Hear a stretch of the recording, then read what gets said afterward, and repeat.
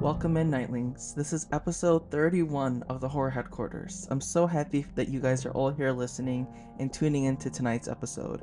I am going to be reviewing, finally, a horror series. I've been meaning to do this for quite some time, but a lot of you guys were so interested in learning more about landmarks and true crime stories that are still bopping right now. And honestly, I'm not gonna lie, I enjoyed talking about them as well. But I'm excited to give you guys a review on something. So this week, it's actually gonna be on a series that I've been very hesitant to start ever since it released in 2022. And I finally sat down, watched it all the way through, and I have a lot of final thoughts to give you guys and a lot of feedback. And we're just gonna go right into it. The show is The Watcher, which is based on a true crime story.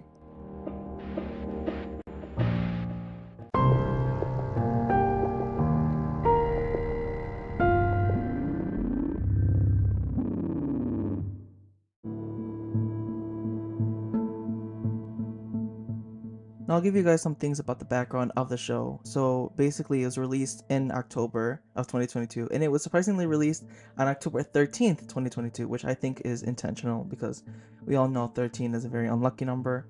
But the story talks about a family that's moving into their dream home, and they're threatened by all these letters, strange neighbors, and there's all these sinister things happening behind the scenes, and they're trying to figure out who it is. And throughout the series, they find out that they're not the only ones that have experienced this. Past homeowners have experienced it as well, and they're just trying not to go crazy and trying to maneuver through their lives, their new lives, with all this craziness happening. Now, the cast is pretty star-studded, I'm not gonna lie. It has Jennifer Coolidge, which is one of the funniest actresses out there. I don't care what anyone says.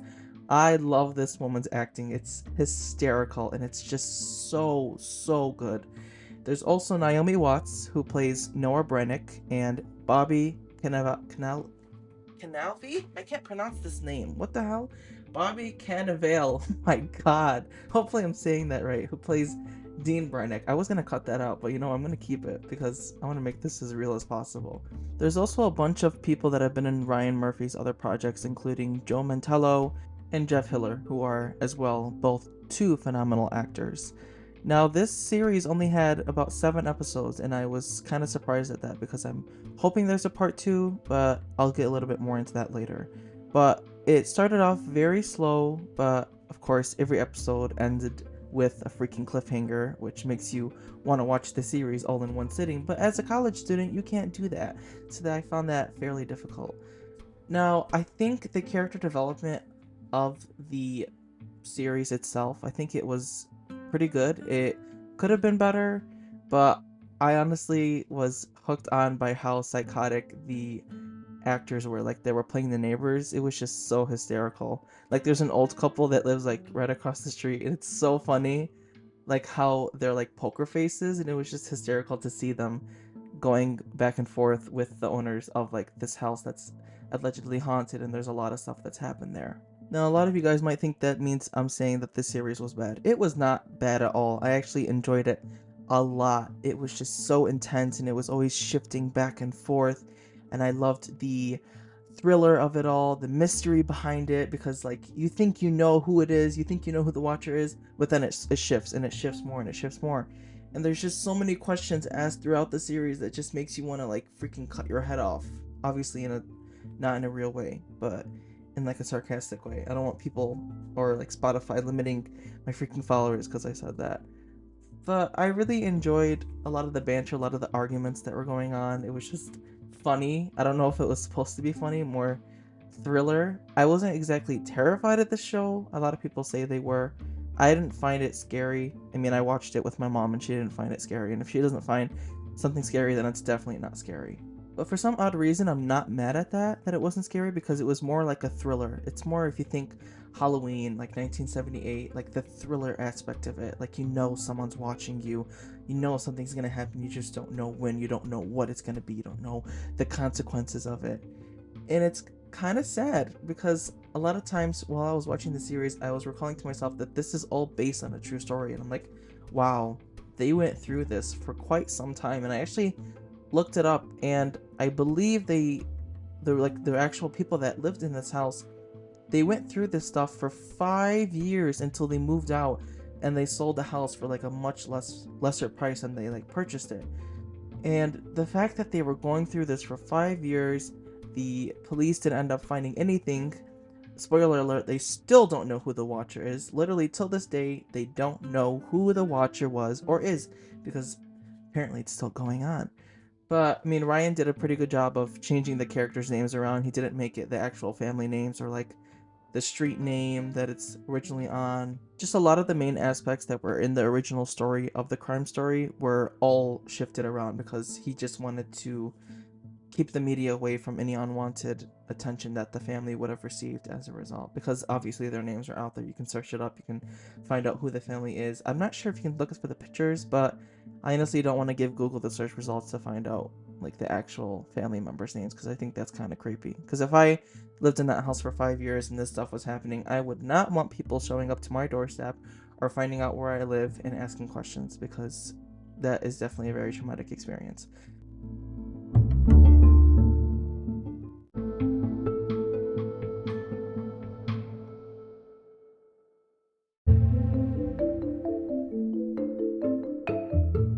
But looking back at the show as a whole, I think it had a really good flow to it.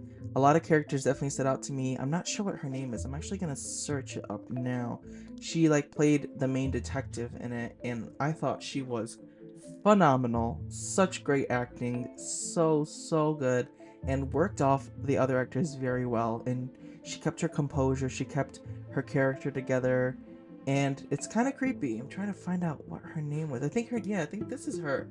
Yeah, her name's Noma Dumesquini. I'm sorry if I'm mispronouncing that, but she played Theodora, and she's also in Little Mermaid. She plays the mother of Prince Eric.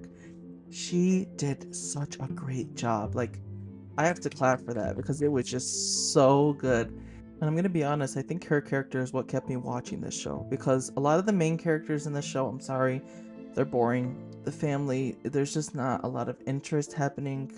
I just didn't really find it engaging as much, but when her character was introduced, it kind of shifted a lot and it changed like the trajectory because I literally was gonna stop watching this series after like 2-3 episodes because I'm like, this is boring. I'm like, no, it's not for me. But after she was introduced and she started getting more involved in what was happening, I'm like, oh, this is interesting. Oh, that's mysterious. I'm like, oh, she's discovering more stuff. So I liked it. I liked her character as well. I think her character was spot on. I don't know if her character is actually based on a true story or on a true character that's alive today. I said true character. But I'd be very interested to see like how she learned this role, how she took it on, what she was expecting. I would literally sit down and watch like a 5-hour interview about her development of this character because that was method acting at its finest, at least to me, because she completely embodied this character. And it honestly could be a lot of other different acting techniques because I noticed her shifting a lot, and every episode she would never like say a line the same twice, and that's very difficult to do. It's like we learned this in like Shakespeare class. Like you can say like to be or not to be, that is the question. To be or not to be, that is the question. To be or not to be, that is the question. See, like there's so many different ways to say a line, and it all depends on like emotion that you're using to really build up the dialogue and give it an expression in its own like form in a way. So I just really enjoy it. I also want to say I'm very happy there wasn't a lot of inappropriate scenes in this series. And when I say inappropriate scenes, I mean like sexual content. Like there's some, but it's not to the point where it's like so much to like the point where American Horror Story has so much sexual content. But this is not me hating on American Horror Story because they actually incorporate that content into the characters. But if there's just unnecessary sex scenes during a show or a series, it's just so dumb to me. It's so stupid, and it kind of just ruins the vibe because especially if you're watching it with someone, like like no, give me why this is happening. Is there a meaning behind this? Or are you guys just incorporating it into the show because every single other show out there is doing it? I don't know. I mean, especially season 5, Hotel of American Horror Story. I mean, I think it's pretty self-explanatory. I mean, Lady Gaga's in there, but she does a phenomenal ass job. I mean, she won an Emmy for that, so I ain't hating. But yeah, a lot of kudos to The Watcher for not having overly explicit sexual content because I think it just made the show more enjoyable. And I think if they did throw in like a prolonged scene like that was just so unnecessary, would have ruined the entire plot. It would have just put a really bad taste in my mouth. That's just for me at least. Everyone has their own opinion on that kind of stuff, but I just overall think it's extremely unnecessary.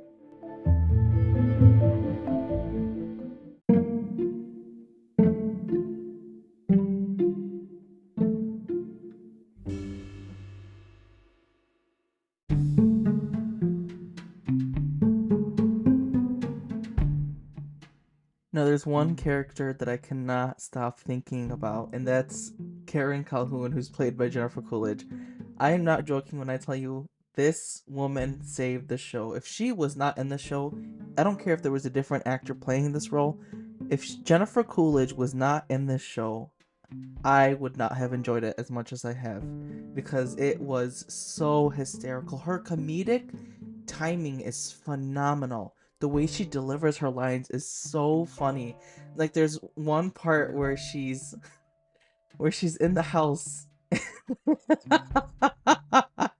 and she's like walking around and everything, and then she sees a dead animal, and then she runs out screaming and like on the street, and it's just so funny. And I could not stop crying of laughter. I was like watching it with my mom and we were dying. Couldn't stop laughing. And it kind of reminds me of like that one scene in The White Lotus when she has the gun. But there's so much great dialogue that her character has, especially with Nora Brannick, the one that plays Naomi Watts, because they're like best friends. They've known each other for a very long time, and they have like a lot of back and forth with each other. And there's like one argument they get in like with each other, and it's right after like Naomi buys the house, and they're like at some sort of country club, and Jennifer's talking with Naomi, and she's like, "For fuck's sake!" And then the waitress comes over, and she's like, "Oh no, we're not ready yet." And my napkin smells like vinegar. It's just so funny. Her comedic timing is literally everything. It's so hysterical. Now, there's so many series out there, especially horror series, that have a character incorporated for comedy, for comic relief. And I have to give it to them. They picked the right person and they made the right character for the specific role, because I think Jennifer really made the show feel so lively, made it feel so real and present, and it didn't really feel like acting when she was on stage. I said on stage, when she was on camera. Sorry, I have theater brain right now because I'm directing a show. But I just think her character, along with every other character in the show, like, there was never a time where I saw her talking with someone other than Naomi, like Naomi's character, and I was like bored by it. It just got so interesting. And like the story arc throughout this entire series was so confusing to find, because you think you find it in the first episode, but it just continues to get bigger and bigger and bigger and more confusing and more stressful, and like so much more of like a cluster F in a way. And it's just a lot to take in at the same time. And also the neighbors were psychotic. I don't care what anyone says. I 100% think that every single neighbor in that neighborhood was in on like the letters and all the different events happening at the house. Even in real life, I still think the neighbors were, because I did do a little bit of looking into the story. And I don't know, I think the show did a pretty good job of showing how psychotic the neighbors were, because you think they're all going to be like each other, but they're so different, but they all have this like psychotic aspect to themselves that is really disturbing. But I'm gonna be completely honest, as I am with all my reviews. I did not like how they kept introducing new characters throughout the series, because it made it so much more confusing. There's so many unanswered questions that I still have now that season one's over. And I say season one over because it was allegedly like renewed for season two, but Naomi Watts like came out in a recent interview and she said that she hasn't even heard anything back about this show. So if they don't end up giving me a season two and I watch this show for nothing, I am going to be livid, because I know there's so much more to the story, because I have done the research on the actual story, because like I said, this is based on a true story, I am going to be livid. And I hate when series start and they have a season 1 and then they don't do a season 2. They did that with Ratchet with Sarah Paulson, and I loved that show. And Sarah Paulson herself said there's not going to be a season 2. Even though it was created for 2 seasons. Like, they submitted it to Netflix for a span of 2 seasons. Obviously, it would have gotten renewed every single time a new season would come out, because that show was so good and it broke so many records. But that's kind of like a downfall of the show. I'm really, really hoping that Ryan continues to make another script and do a season 2, because I am very interested after, especially the last episode. Last episode ends on such a humongous cliffhanger, and it just made my brain explode. I'm like, oh, you can't stop it there. Are you kidding me? I need to know what happens. So if there's no season 2, there's gonna be issues. There's gonna be issues. I will take to social media. Do not underestimate the power of social media, and I think we all know how powerful social media can be.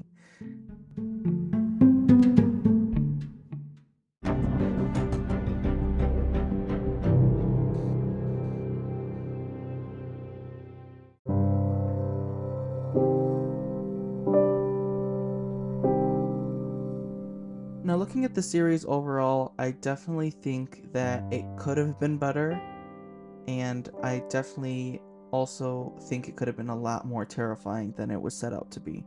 Because the trailer, I will say the trailer was a lot more scary than the actual show, which is kind of sad of me saying that. I kind of hate that I'm saying that. But I like horror, intense horror, and that's what the trailer was giving me, and it didn't. It's not that I hated the show, it's just I was underwhelmed, because when you have a trailer that's showing you one thing and then the show is very different from that, and there's like not the same intensity level, it just kind of throws you off, or at least it did for me. So I think if I'd have to give this show a rating, oh god, it'd either be a 6.5 or a 7. I feel more comfortable saying a 6.5, and I think the 6.5 comes from Jennifer Coolidge, it comes from Naomi Watts, and it also comes from the psychotic neighbors, which I all think did a phenomenal job acting. There were some characters that I just did not enjoy, and I thought they were just very unnecessary. There's so many storylines that are unnecessary. I'm sorry.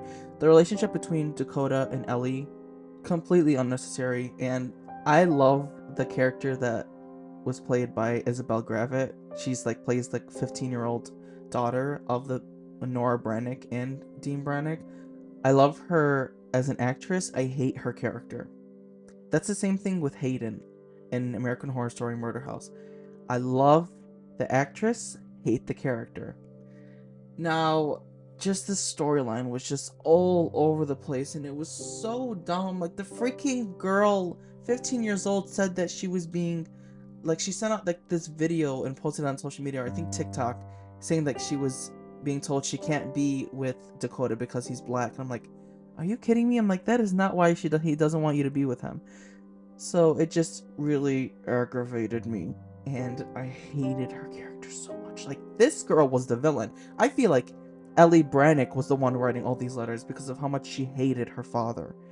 But I'm unsure. I mean, she ended up getting in a good relationship at the end, but it just rubbed me the wrong way. That's one storyline which could have been completely deleted from this entire series.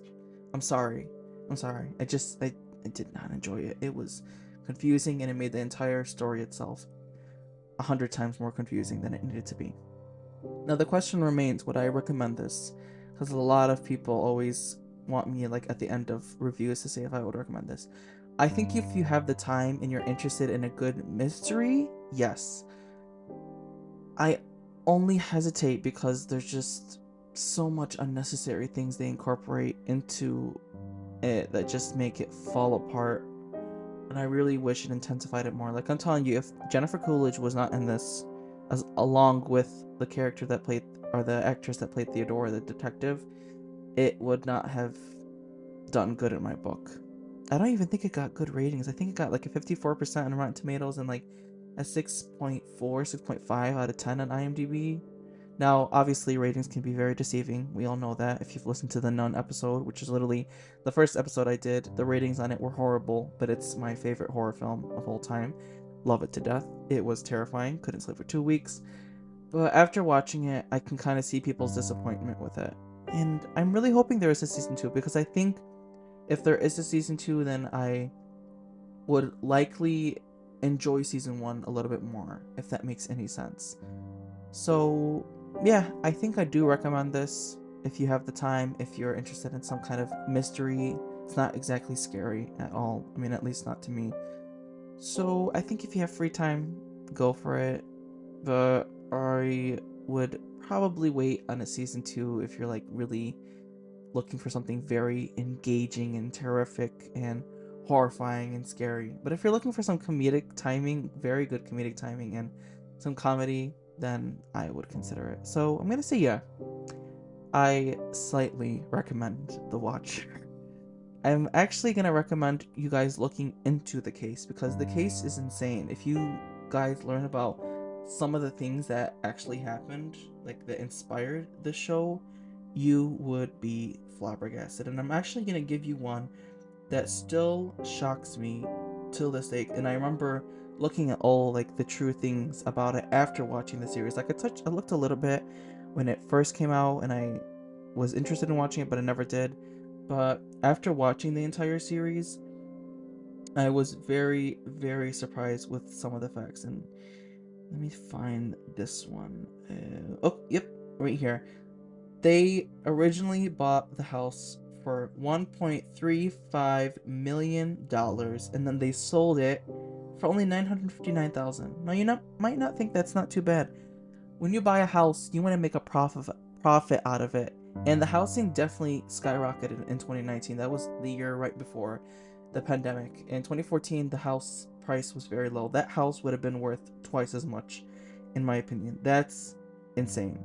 And the last thing I'll leave you guys with, I said this in the beginning, the Watcher still has not been identified. No one knows who the Watcher was. The real family does not know who the real Watcher was. So if you're interested in doing some research yourself and trying to identify who it is, by all means, go for it. But it's an insane story, insane show, and yeah, I definitely think the title horror is very deceiving, because it was not scary. It was more a thriller, mystery.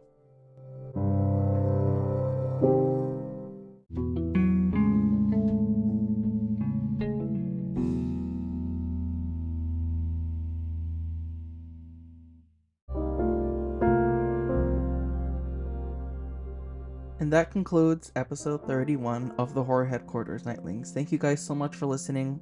I hope you guys enjoyed this episode. I was very brutally honest with this one, as I am with all my reviews. I'm never gonna sugarcoat something and make it seem like it's better than it is. I'm gonna base it off of my own personal opinion, like I do with all my reviews, like I do with my horror stories that I talk about. These are all things based on my perspective, my opinion. If you love The Watcher, that's amazing. I'm happy you guys like it, and I'm interested to see why you guys like it. If there's like a reason, please drop it in the Q&A. If you enjoyed The Watcher, if you're interested in watching it, if you like this kind of like theme slash thriller that are based on true stories, true crime things that have actually occurred in the past, or if it kind of rubs you the wrong way.